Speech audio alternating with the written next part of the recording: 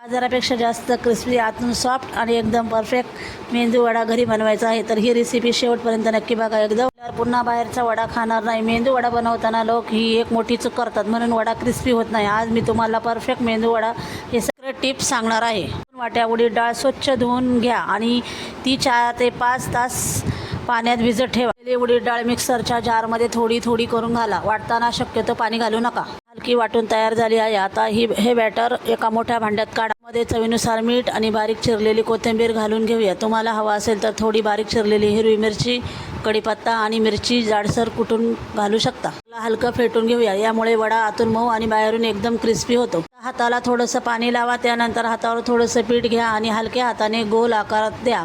आता अंगठ्याच्या मदतीने मध्ये होल करा. बॅटरचा वडा हलक्या हाताने गरम तेलात सोडा.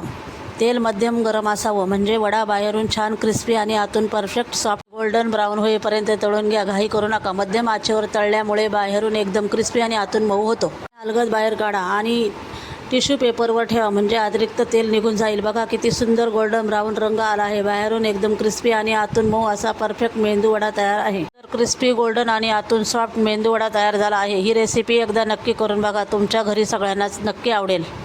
तर लाईक करा, तुमच्या मित्रमैत्रिणीसोबत शेअर करा आणि अशा सोप्या चविष्ट आणि भन्नाट मराठी रेसिपीसाठी आपल्या चॅनलला सबस्क्राईब करून बेल आयकॉन नक्की दाबा.